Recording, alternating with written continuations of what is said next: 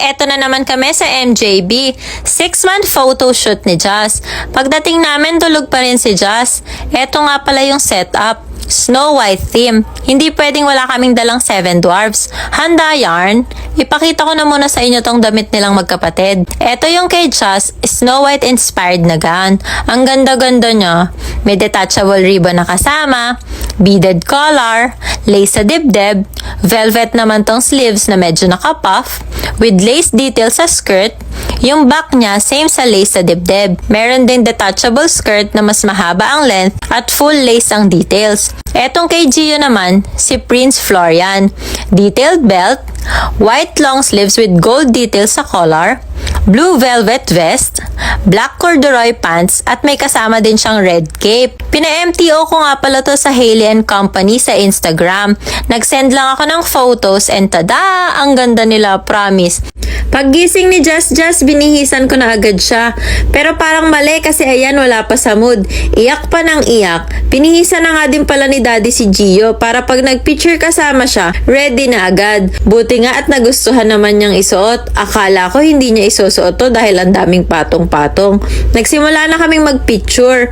Binigay ko na din yung apple ni Snow White. Sinuot ko na din tong hair niya. At ayan, sinunggaban na nga yung apple. Pati si Gio tumutulong para makuha ng maganda si Jazz. Ang cute-cute, diba?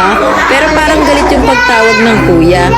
Gigil na si Jazz sa apple kasi hindi niya makagat. Sabi ko kay Gio, sama siya sa picture, bibigyan ko siya ng apple. Si Jazz nakatulog na din muna dahil sa apple. Char, kumain na din muna kami habang tulog ang aming model. Eto nga pala yung 6-month cake ni Jazz. Mukhang maganda gising ng baby girl namin ah. Hindi pwedeng mawala ang stage daddy. Pagtapos ng nakaupo na pictures, inayos na ulit yung setup para nakahiga naman kami magpipicture. Habang inaayusan ko si Jazz, aba ang Gio gusto pala nakaupo sa upuan para magpa-picture. Ayaw magpa-picture kanina nang kasama si Jazz. Sinuot ko na nga pala kay Jazz tong detachable long skirt. O, diba? Ang pretty niyan. Syempre, hindi tayo magpapatalo sa daddy. Dapat ang mommy may exposure din. Charot.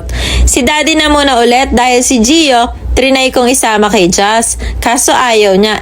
Don't. Biniisan ko na din ulit si Jazz ng second costume niya. Siya na ngayon si Darna. O, diba? Ang haba-haba ng hair niya. Tuwang-tuwa ang mommy at daddy. Saglit lang din kasi naging picture namin sa Darna dahil nasa mood nga si Jazz. Mas gusto niya sigurong maging si Darna kaysa si Snow White. Ayan o, tingnan nyo, sobrang hagik-gik. Pero bakit parang botchog si Darna? Charot.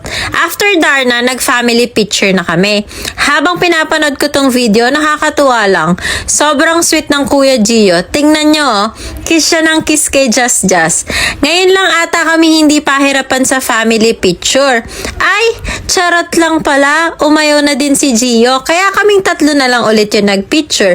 Very pairy nga pala color ng family twinnings namin. Ang ganda nito mga mare. Syempre, link in bio. Okay, pack up na. Naglaro-laro muna si Bren at Gio habang hinihintay si tatay. Pero maya-maya, dumating na din naman. Kaya ayan, uwian time na. Yun lang. Salamat. Babush!